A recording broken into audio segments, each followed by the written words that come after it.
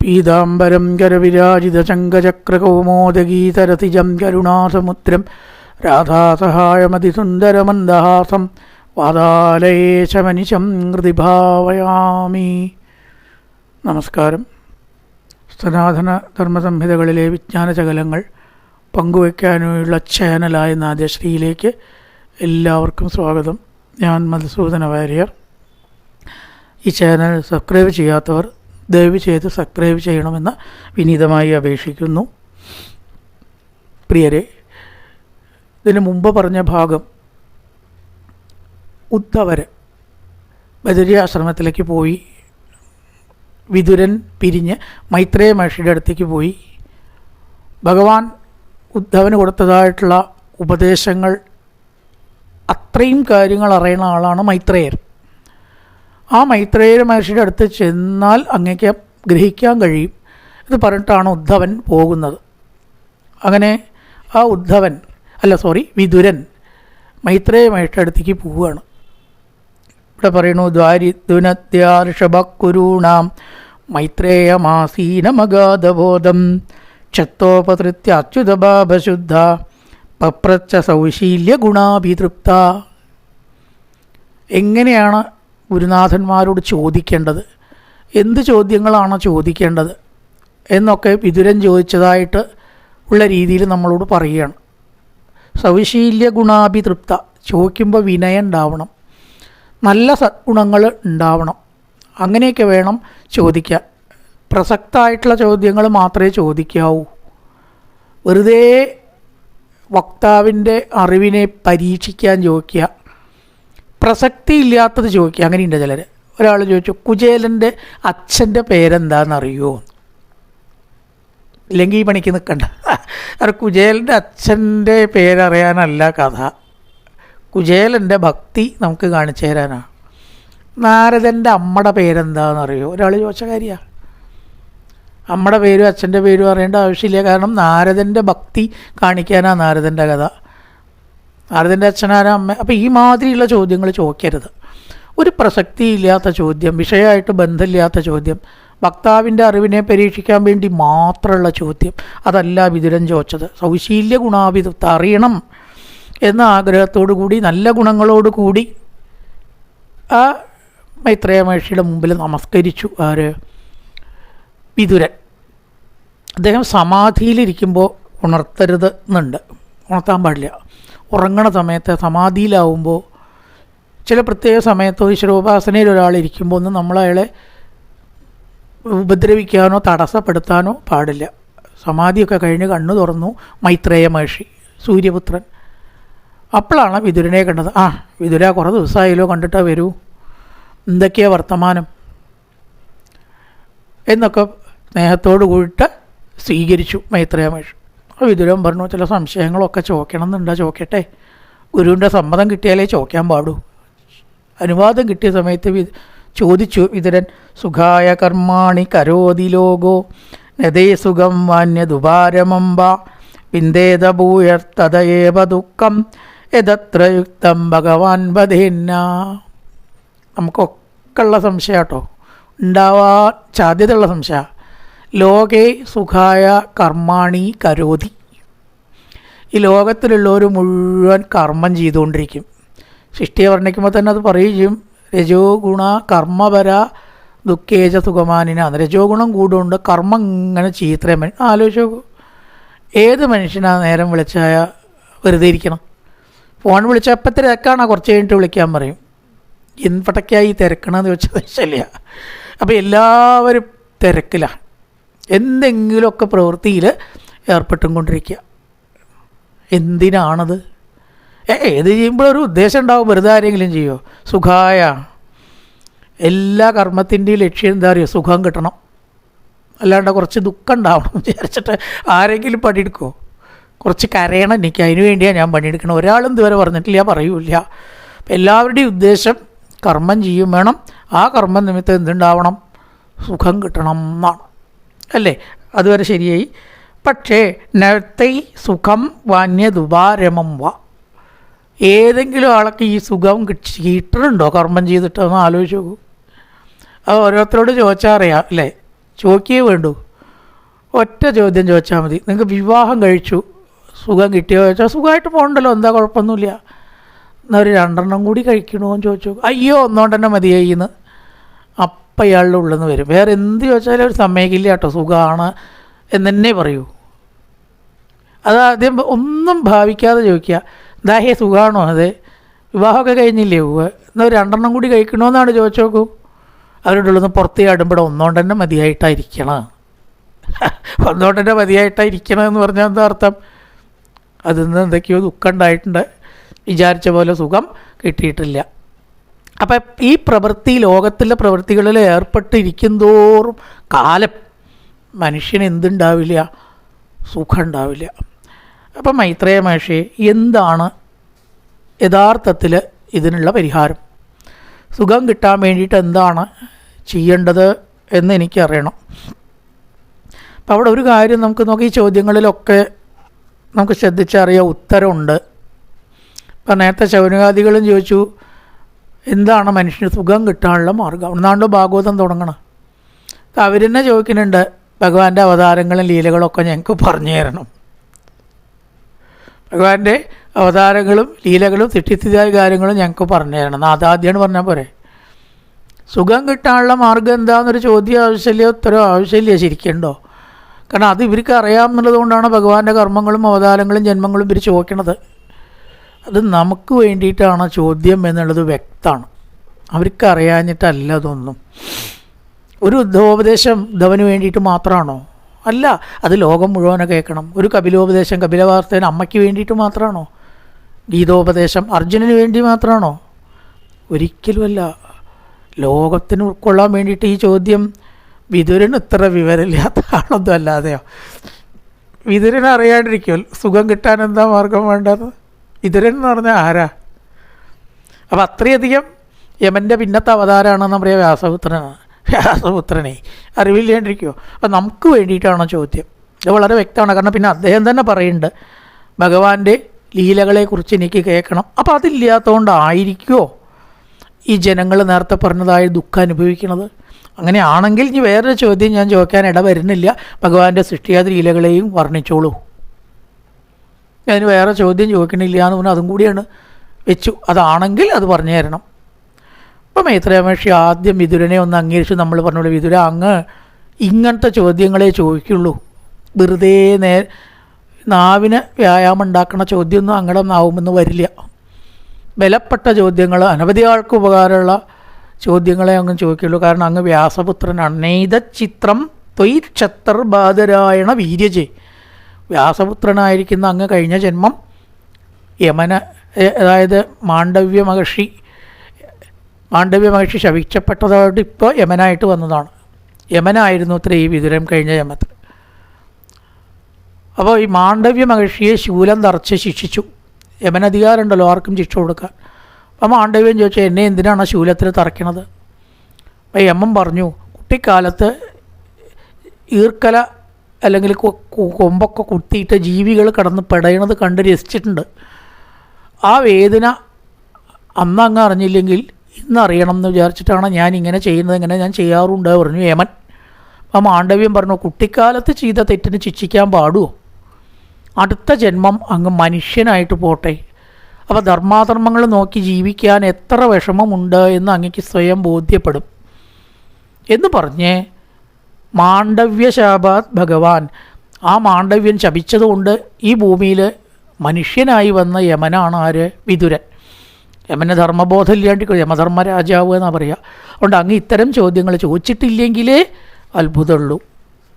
അതിനെന്താണ് പ്രധാനമായിട്ട് അങ്ങ് ചോദിച്ച പോലെ തന്നെ ഉത്തരം അതിലുണ്ട്. ഭഗവാന്റെ സൃഷ്ടിസ്ഥിതി ലീലകൾ നമുക്ക് ചിന്തിക്കുക, പറയുക, പങ്കുവയ്ക്കുക, ഇത് തന്നെയാണ് ദുഃഖമില്ലാണ്ടാവാനുള്ള മാർഗം. നമ്മളൊക്കെ ഇവിടെ വന്നു പെട്ടു ജീവിതത്തിൽ. കർമ്മം ചെയ്യാതിരിക്കാൻ നമുക്ക് പറ്റുമോ? ഭക്ഷണം കഴിക്കണമെങ്കിൽ പണിയെടുക്കണം, പണിയെടുത്തിട്ട് വേണം എന്തെങ്കിലും കിട്ടാൻ. ശരീരത്തെ നിലനിർത്തണം. ഇതിലൊക്കെ നമുക്ക് പണിയെടുക്കേണ്ടി വരും, വീട് കെട്ടേണ്ടി വരും, ജോലി ചെയ്യേണ്ടി വരും, കൂലി വാങ്ങേണ്ടി വരും. ഇത് പ്രവൃത്തിയാണ്. ഈ പ്രവൃത്തിയെ കൂടാതെ നമുക്ക് ആർക്കും ജീവിക്കാൻ സാധ്യമല്ല. പക്ഷേ ഈ പ്രവൃത്തിയിൽ നിന്നൊക്കെ നമുക്ക് ദുഃഖമേ കിട്ടൂ. ദുഃഖമല്ലാണ്ട് ഒരു പ്രവൃത്തി സുഖകരമായിട്ടില്ല. വെറുതെ വിചാരിക്കുക. ഡോക്ടർമാർ വിചാരിക്കുക ടീച്ചർമാർക്ക് എന്ത് സുഖമാണ്, ബാങ്ക് ക്ലർക്കുമാർക്ക് എന്ത് സുഖമാണ്. നമുക്ക് ഈ രോഗികളാണ് നേരം വെളിച്ചായ ഇടപഴകേണ്ടവർ. ആലോചിച്ച് നോക്കൂ. ഏതോ ഒരു ഡോക്ടറുടെ ഭാര്യ വീട്ടിൽ നിന്ന് തന്നെ പോയി നേരം വെളിച്ചായ രോഗികൾ വരികയാണ്. രോഗികളെ കണ്ട് ആർത്തിരി മടുത്ത് കുറച്ച് കഴിയുമ്പോൾ തിരിച്ചും വന്നു കേട്ടോ. അപ്പം എന്താണെന്ന് വെച്ചാൽ നല്ലൊരു കാര്യമാണെന്ന് അവർക്ക് തോന്നില്ല. ആലോചിച്ച പനിയായിട്ടും വേറൊന്നായിട്ടും രോഗമായിട്ടില്ല, നേരം വിളിച്ചായ രോഗികൾ വീട്ടിലിങ്ങനെ വരിക. സത്യത്തിൽ ഇത് നല്ലൊരു കാര്യമാണോ? അവർക്ക് തോന്നും ബാങ്ക് ക്ലർക്കുമാരുടെയൊക്കെ ഒരു സുഖേ, ഫാൻ AC റൂമിൽ ഇങ്ങനെ ഇരിക്കുക, ശമ്പളം വാങ്ങുക, ക്യാഷ് ഉണ്ട്, നല്ല അക്കൗണ്ട് മാത്രം മതി, നല്ല ഫ്രണ്ട് സർക്കിള്. അധ്യാപകന്മാരോട് അവർക്ക് കുറേ അസൂയ ഉണ്ടാവും. 4 മണി വരെ പണി ചെയ്ത് കഴിഞ്ഞാൽ വീട്ടിൽ വരിക, സുഖമായിട്ടിരിക്കുക, ശനി ഞായർ ഒഴിവ്, വെക്കേഷൻ ഒഴിവ്. ഇഷ്ടമില്ലാത്തവരോട് പെരുമാറണ്ട, ഇഷ്ടമുള്ളവരോട് പെരുമാറാം, നല്ല ഫ്രണ്ട് സർക്കിള്, സമൂഹത്തിൽ മാന്യമായിട്ടുള്ള സ്ഥാനം. മാഷേ, ടീച്ചറേ, അവരുടെ ഒരു സുഖം. ഡോക്ടർമാർക്ക് അവരുടെ സുഖം അറിയില്ല. നമ്മുടെ ദൃഷ്ടിയിൽ ഡോക്ടർമാർ ദൈവങ്ങളാണല്ലേ. രോഗത്തിന് രക്ഷിക്കാൻ അവരെല്ലാണ്ട് ആരാളുള്ളത്? നമ്മുടെ ദൃഷ്ടിയാണതേ. അവർക്കത് തോന്നില്ല, വേണ്ടിയെന്നില്ല എന്ന് തന്നെ തോന്നണവരുണ്ടാവും. വക്കീൽമാരോട് ചോദിച്ചോക്കോ, രാവും പകലും പുസ്തകം റെഫർ ചെയ്യേണ്ടി വരും ഒരു കേസ് വാദിക്കണം, എന്നിട്ട് തോറ്റാലോ. അപ്പോൾ എല്ലാ പ്രവൃത്തിക്കും അതിൻ്റേതായ വിഷമവും ദുഃഖവും നല്ല വശവും ചീത്ത വശവും ഉണ്ട്. അധികവും ചീത്ത വശമാണ് നമ്മൾ അനുഭവിക്കുന്നത്. അതുകൊണ്ട് വേണ്ടാക്കാൻ പറ്റുമോ? പറ്റില്ല. അപ്പോൾ ഈ പ്രവൃത്തികൾ ചെയ്യാതിരിക്കാൻ പറ്റില്ല. അത് നമ്മൾ വിധിക്കപ്പെട്ടിരിക്കുന്നു. എല്ലാ പ്രവൃത്തിയിൽ നിന്നും അധികവും ദുഃഖവുമാണ് ഉണ്ടാവുന്നത്. ഇത് രണ്ടും ഉറപ്പായി.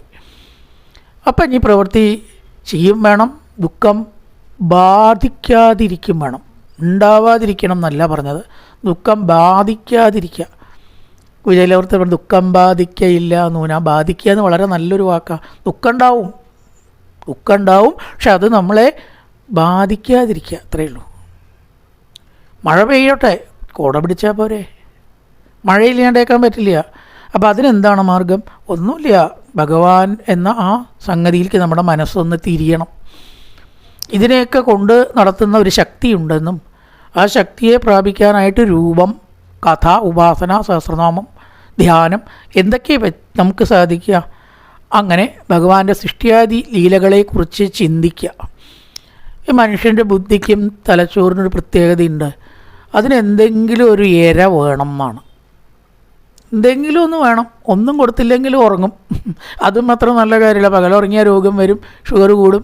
പകലുറങ്ങുന്നതിനെ ആരും പ്രോത്സാഹിപ്പിക്കണില്ല. അപ്പോൾ ഒന്നും ചെയ്യാതിരുന്നാൽ ഒരു ഇര ഈ ബ്രെയിനിന് കൊടുത്തില്ലെങ്കിൽ ഉറക്കം വരും. അപ്പം നമ്മൾ എന്തിനെങ്കിലും ചിന്തിക്കും. ഈ ചിന്തിക്കുന്നത് ഈശ്വരനെ അല്ലാത്തടത്തോളം കാലം സുഖം കിട്ടൂല. അപ്പോൾ ഈ തലച്ചോറിന് നല്ലൊരു ഇര നമ്മൾ കൊടുക്കുക. എന്താ അത്? ഈശ്വര ചിന്തയാകുന്ന ഇര. അത്രയേ ഉള്ളൂ. അപ്പോൾ അതങ്ങനെ പിടിച്ച് കയറിക്കോളും. അതിനെക്കുറിച്ച് ചിന്തിക്കാൻ കുറച്ച് കാര്യങ്ങളും കൂടി ഇട്ട് കൊടുത്താൽ ബ്രെയിൻ അതിലിങ്ങനെ വ്യാപരിച്ചോളും. അപ്പോൾ ഭഗവാനുള്ള ഭക്തി ഇങ്ങനെ വർദ്ധിക്കും. ഈ സൃഷ്ടിയാദി ലീലകളെക്കുറിച്ചാണ് ഇവിടെ ഇനി പറയണത്. അത് ഒരുപാട് അധ്യായത്തിന് ദ്വിതീയൊക്കെ നമ്മൾ പറഞ്ഞതാണ് കേട്ടോ. മഹത്തത്വമായിട്ടും അഹങ്കാരമായിട്ടും വിരാട് പുരുഷനായിട്ടും 14 ലോകങ്ങളും ഉണ്ടായി എന്നുള്ള തത്വങ്ങളെ ഇവിടെ ഇങ്ങനെ വർണ്ണിക്കുകയാണ്. ഇനി കുറച്ച് അധ്യായങ്ങളെ കൊണ്ട് 5ഉം 6ഉം 7ഉം 8ഉം 9ഉം 5 അധ്യായങ്ങൾ ഇവിടുന്ന് അങ്ങോട്ട് പറഞ്ഞ കാര്യങ്ങൾ തന്നെയാണ് പറയുന്നത് എന്നുള്ളത് കൊണ്ട് നമ്മൾ അതിലേക്ക് ഇനി ആവർത്തിച്ച് പോകുന്നില്ല. അപ്പോൾ പറഞ്ഞു, സൃഷ്ടി വിരാട് പുരുഷനുണ്ടായി, കയ്യിൽ നിന്നുണ്ടായി, കാലിൽ നിന്ന് ദേവനുണ്ടായി, ഇതൊക്കെ പറഞ്ഞല്ലോ. മരങ്ങളിൽ നിന്ന് രോമുണ്ടായി, മനസ്സിൽ നിന്ന് ചന്ദ്രനുണ്ടായി. അതന്നെ ഇങ്ങനെ ആവർത്തിച്ച് പോവുകയാണ്. പിന്നെ നമ്മൾ ദ്വിതീയസ്കന്ധത്തിൽ പറഞ്ഞ കാര്യമാണ്. ബ്രഹ്മാവ് സൃഷ്ടിക്കണമെന്ന് തോന്നി, തപാ എന്നുള്ള അശരീരി കേട്ടു, ഭഗവാന്റെ ദർശനം കിട്ടി. അതും ഇതിൽ പറയാൻ പോണ കാര്യം അതന്നെ പറഞ്ഞത്. വൈകുണ്ഠ ദർശനം കിട്ടി, ഭഗവാൻ 4 ശ്ലോകം കൊണ്ട് ഭാഗവതം ഉപദേശിച്ചു. സൃഷ്ടി ചെയ്തോളൂ ഭഗവാനെ, ബന്ധം മാത്രം അതിലുണ്ടാവരുത്. ഇനി അതന്നെയാണ് ഇനിയും പറയാൻ പോണത്. അപ്പം അതുകൊണ്ട് അത്തരം കാര്യങ്ങൾ 5 അധ്യായങ്ങൾ നമ്മൾ ആവർത്തിക്കണില്ല. ഈ പറഞ്ഞ കാര്യങ്ങൾ ബ്രഹ്മാവിൻ്റെ സൃഷ്ടി, ഒരു താമരപ്പൂല് അങ്ങനെ താനിരിക്കണു, ലോകത്തിൽ എങ്ങനെയൊക്കെ സൃഷ്ടിച്ചു എന്നുള്ളതിൻ്റെ ഒരു ആവർത്തനം തന്നെയാണ് 5 അധ്യായങ്ങളിലായിട്ട് പറയുന്നത്. അപ്പം അതിൽ ബ്രഹ്മാവ് തപസ് ചെയ്തിട്ട് ഈ ലോകത്തെ സൃഷ്ടിക്കാൻ വേണ്ടി ഭഗവാന്റെ പ്രസാദം ദർശനം കിട്ടിയപ്പോൾ ഉണ്ടായൊരു സ്തുതി 9ാമത്തെ അധ്യായത്തിൽ ഒന്ന് വിസ്തരിച്ച് പറയേണ്ടത്. അത് ഇതുവരെ പറഞ്ഞൊരു കാര്യമില്ല. അതത്ര വേഗം കഴിയൂല. ഒരുപാട് ശ്ലോകങ്ങളുള്ളൊരു സ്തുതി ആയതുകൊണ്ട് അതിനെയും നമ്മൾ തൽക്കാലം മാറ്റി വയ്ക്കുകയാണ്. വലിയൊരു അധ്യായത്തിൻ്റെ മേജർ ഭാഗം ആ സ്തുതിയായിട്ടാണ് പറയണത്. ഭഗവാന്റെ ഗുണങ്ങളെ വർണ്ണിച്ചുകൊണ്ട് സ്തുതിച്ചു. എന്ന് മാത്രമല്ല, ഇവിടെ നമ്മൾ നേരത്തെ കണ്ടു, ഭഗവാൻ ബ്രഹ്മാവിന് ഉപദേശിച്ചു, ബ്രഹ്മാവ് നാരദന് ഉപദേശിച്ചു, നാരദൻ വ്യാസന് പറഞ്ഞ് 18,000 ശ്ലോകമാക്കി. വ്യാസൻ അത് ശുഖബ്രഹ്മർഷിയെ പറഞ്ഞു കൊടുത്തു, മകനെ. ശുഖമഹർഷി അത് പരീക്ഷത്തിന് പറഞ്ഞു കൊടുത്തു. ഇതെല്ലാതും കൂടി ശൗനകാദികൾക്ക് സൂതനും പറഞ്ഞു കൊടുത്തു എന്നൊരു ഭാഗവത ഉപദേശ പരമ്പര. ഇവിടെ വേറൊരു പരമ്പര പറയുന്നുണ്ട് 8ാമത്തെ അധ്യായത്തിൽ. ഭാഗവതം തന്നെയാണ്, പക്ഷെ പലരും പറയും ഒരാളല്ലല്ലോ ഭാഗവതം പറയുക. പണ്ട് സംഘർഷണൻ സനകാദി മഹർഷികൾക്ക് പറഞ്ഞു കൊടുത്തു. അവർ മൈത്രേയ മഹർഷി പരാശരന് ബൃഹസ്പതിക്കും പറഞ്ഞു കൊടുത്തു. അതിൽ പരാശരനിൽ മൈത്രേയ മഹർഷിക്ക് പറഞ്ഞു കൊടുത്തു. അങ്ങനെ എനിക്ക് കിട്ടിയിട്ടുള്ള ഭാഗവതം പറഞ്ഞു തരാം എന്ന് പറഞ്ഞിട്ടാണ് ഭഗവാന്റെ ഭാഗവത സൃഷ്ടിയാദി ലീലകൾ ഇവിടെ പറയുന്നത്. വേറൊരു ഉപദേശ പരമ്പരയെക്കുറിച്ച് ഇവിടെ പറഞ്ഞു കൊടുക്കുകയാണ്. എന്നിട്ടോ ആ പറഞ്ഞ ഭാഗവതത്തിൽ ആദ്യമായിട്ട് പറയണത് സൃഷ്ടിയെ പറ്റിയിട്ടാണ് പറയണത്. അപ്പോൾ പറഞ്ഞു, ആദ്യമായിട്ട് ഭഗവാൻ ദശവിധ സൃഷ്ടികൾ ചെയ്തു എന്നാണ്. പ്രാകൃത രീതിയിലുള്ള 6ഉം വൈകൃത രീതിയിലുള്ള 3ഉം 2ഉം കൂടി രീതിയിലുള്ള 1ഉം 6, 3, 9, 1, 10 ദശവിധ സൃഷ്ടികളാണ് ആദ്യം ചെയ്തത്. ബ്രഹ്മാവിൻ്റെ സൃഷ്ടിയെ ഒന്നും കൂടി വിസ്തരിക്കുകയാണ്. അങ്ങനെ ആദ്യം ഉണ്ടാക്കിയതാണ് മഹത്വത്വം, പിന്നീട് ഉണ്ടാക്കിയതാണ് അഹങ്കാരം. അതിൽ നിന്നുണ്ടായതാണ് ഭൂമി, വെള്ളം, വായു, ആകാശം. സൃഷ്ടിക്കണമെങ്കിൽ അത് വേണം, പഞ്ചഭൂതങ്ങൾ വേണം. ഭൂമി, വെള്ളം, വായു, അഗ്നി, ആകാശം. പിന്നെ നമ്മുടെ 10 ഇന്ദ്രിയങ്ങൾ. ഏതൊക്കെയത്? 5 ജ്ഞാനേന്ദ്രിയങ്ങളും 5 കർമ്മേന്ദ്രിയങ്ങളും. കണ്ണ്, കാല്, മൂക്ക്, ത്വക്ക്, നാക്ക് മുതലായിട്ടുള്ള ജ്ഞാനേന്ദ്രിയങ്ങൾ പ്ലസ് കർമ്മേന്ദ്രിയം 10 ഉണ്ടാക്കി. ഇതാണ് അത്രേ 2ാമത്തെ സൃഷ്ടി. 10 വിധം സൃഷ്ടിയാണ് വർണ്ണിക്കുന്നത്. എത്ര വിധമാണ്? 10 വിധം സൃഷ്ടി. 1ാമത്തെ മഹത്വത്വം, 2ാമത്തെ പഞ്ചഭൂതങ്ങളും 10 ഇന്ദ്രിയങ്ങളും. ഈ 3ാമത്തെ ആണ് ഇന്ദ്രിയാധിഷ്ഠാന ദേവതകൾ. 5ാമത്തെ ദേവതാ സൃഷ്ടി. അതായത് 10 ഇന്ദ്രിയങ്ങളിൽ ഓരോരോ ഇന്ദ്രിയങ്ങളുടെ ദേവതയാണ് 5ാമത് സൃഷ്ടിച്ചത്. കണ്ണ് കാണച്ച എന്ത് വേണം? ത്വഷ്ടാവ് എന്ന ദേവത. കയ്യെ പ്രവർത്തിക്കണമെങ്കിൽ ഇന്ദ്രൻ എന്ന ദേവത. കാല് പ്രവർത്തിക്കണമെങ്കിൽ ഉപേന്ദ്രൻ എന്ന ദേവത. ഇങ്ങനെ ഓരോരോ അവയവങ്ങൾ പ്രവർത്തിക്കാനുള്ള ദേവതാ സൃഷ്ടിയാണ് 4ാമത് ഉണ്ടായത്. 1ാമത് മഹത്വത്വം, 2ാമത് അഹങ്കാരം, അതിൽ വരുന്നു പഞ്ചഭൂതങ്ങളും 10 ഇന്ദ്രിയങ്ങളും. പിന്നെ 3ാമത് പഞ്ചഭൂതങ്ങൾ, 4ാമത് ഇന്ദ്രിയങ്ങളുടെ ദേവതകൾ, 4ാമത് ഇന്ദ്രിയങ്ങളും 5ാമത് ദേവതകളും, 6ാമത് മായ അല്ലെങ്കിൽ അജ്ഞാനം, ഇതിനെയും സൃഷ്ടിച്ചു. ഇതാണ് 6 തരത്തിലുള്ള സൃഷ്ടികൾ. ഒന്നും കൂടി പറയാം. 1 മഹത്വത്വം, 2ാമത് അഹങ്കാരം, പഞ്ചഭൂതങ്ങൾ ഒക്കെ ഉണ്ടാക്കി. 3ാമത് പഞ്ചഭൂതങ്ങൾ, 4ാമത് ഇന്ദ്രിയങ്ങൾ, 5ാമത് ദേവതാ സൃഷ്ടി, 6ാമത് മായ. ഇതൊക്കെ സർവേശ്വരനായിരിക്കുന്ന ഭഗവാനാണ് സൃഷ്ടിച്ചത്. അങ്ങനെ ബ്രഹ്മാവിൻ്റെ സൃഷ്ടിയാണ് ഇനി ഇവിടുന്ന് അങ്ങോട്ടുള്ള 3 എണ്ണം. ഇപ്പം എത്ര എണ്ണമായി? 6 എണ്ണം പറഞ്ഞു വെച്ചു. 10 വിധ സൃഷ്ടിയാണ് പറയണത്. 6 എണ്ണം ഭഗവാൻ സൃഷ്ടിച്ചതാണ്. അതിനെ വൈകാരികം എന്ന് പറയണു.